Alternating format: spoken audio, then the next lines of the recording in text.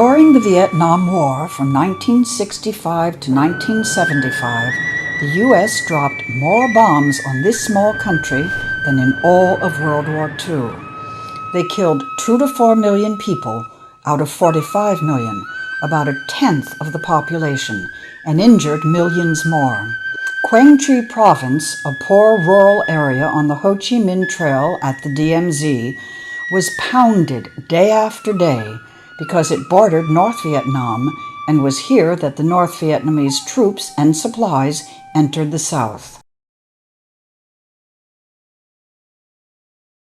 Although the war ended in 1975, the killing continues.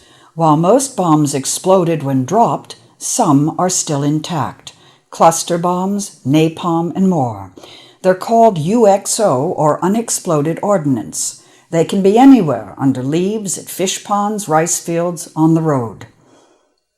By 1998, bombs after the war had killed 38,000 Vietnamese and injured 64,000. Since 1998, thousands more have been added to the rolls. In Quang Tri, bomb disposal crews have removed 152,000 UXO, but thousands more remain. A third of the victims are children. They're especially at risk because they stumble on bombs, pick them up, kick or toss them, thinking them merely stones. 3 years ago, when he was 11, Seng found a round object in the woods and brought it home. Curious, he hammered it. It exploded and he lost his hand. Another boy's face was destroyed. He's already had 7 operations and needs more so he can lead a normal life. Adults are even more at risk, but their accidents are almost always tied to poverty. The reason is simple. 85% of the victims live at or under the poverty line, barely 60 cents a day. Most are farmers, and most, about 90% based on a survey, do recognize the UXO. They gather it anyway because they can sell the metal to scrap dealers for 10 cents a pound. Thus, they take the risk, since 10 cents means the difference between eating or not. One farmer said, "I live in the mountains, the soil is poor, and I have nothing to feed my family. So I'd rather die of an explosion than have my family die of hunger." Some UXO are so powerful, they even destroy homes. Despite Vietnam's remarkable growth in the past decade, it's still among the world's poorest countries. Thus, neither the country nor amputees can afford artificial limbs. This man made his own. In 2001, the Vietnam Veterans Memorial Fund launched Project Renew. In its first year, Project Renew held classes to train volunteers to survey one Quang Tri district so it could map where the UXO were located. The first volunteers then trained others, about 1,000 in all. With this information, the project established where the bombs were, which areas were most dangerous, and which needed to be cleared first.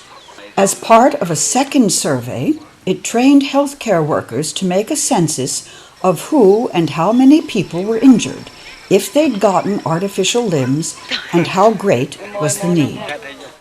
In the 2 Quang Tri districts where Project Renew operates, much has changed since the surveys.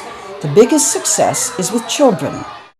The project has sent volunteer children like ambassadors from village to village where through skits, games, and songs, they teach other children what they need to know.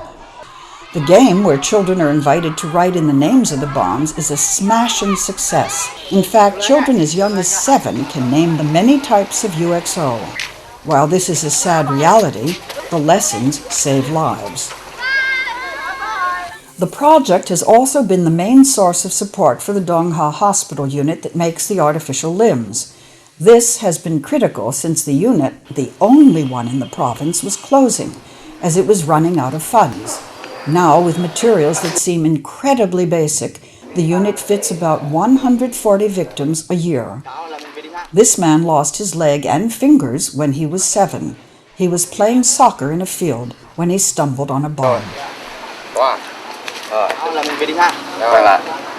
Dr. Ho Swan Tu, who heads the unit, estimates there are 3,000 more amputees in remote villages who need limbs, plus those who need replacements. The cost to fit each victim with a leg is only $60. When they developed the project, the staff knew well that victims and their families had to be able to support themselves. Thus, it gives grants to the farmers and women's unions to lend, through revolving funds, to the poorest farmers and female heads of households. Miss Tuyet, whose mother was killed in an explosion while planting rice, has no husband or children, so she alone supports her elderly father and a brother by raising pigs. She says that until the loan, they barely survived since she earned just 30 cents a day. With the loan, which she got 3 years ago, she bought a sow that has 2 litters of pigs a year. She sold 8 pigs this year for $64. Mr. Twy lost his leg and hand when he was 14, stepping on a bomb while helping his father plant rice. He raises chickens, ducks, and pigs, but these don't bring in enough for his family to live. Through the Farmers Union, he got a loan to buy a cow, hoping to raise calves. So far, the cow hasn't had any. Twy would like to have the cow artificially inseminated, but he can't now afford the $13 veterinarian fee. Twy has had 6 artificial legs since his accident and needs a new one because this one's hurting. Project Renew also gives grants to the Farmers Union to help the poorest victims and their families grow mushrooms. These are easier for the amputees to grow and can easily be sold. All told, the project has supported 150 families, and more will be added once resources are available. What's so impressive is that Project Renew is a remarkably low-cost model that works. With a shoestring budget of just $200,000 a year for a staff of 8, it spends little on overhead. The rest goes directly to support the victims. The bomb disposal squads, which the project supported in 2004 and 2005 when they were running out of funds, have responded to hundreds of calls. With more funds, the project could continue to support their work and help them expand their work to a larger area.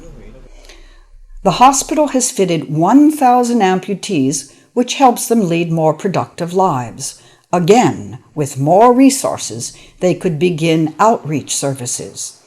As with Tuyet, grants for income-producing activities have made the victims' lives less of a struggle. Chuck Searcy, a Vietnam veteran, has lived in Hanoi for 11 years and developed Project Renew for the Vietnam Veterans Memorial Fund. He says they don't just focus on removing UXO, though this is obviously vital. But also to look at all the other aspects of the problem, which include education and awareness, safety, injury prevention.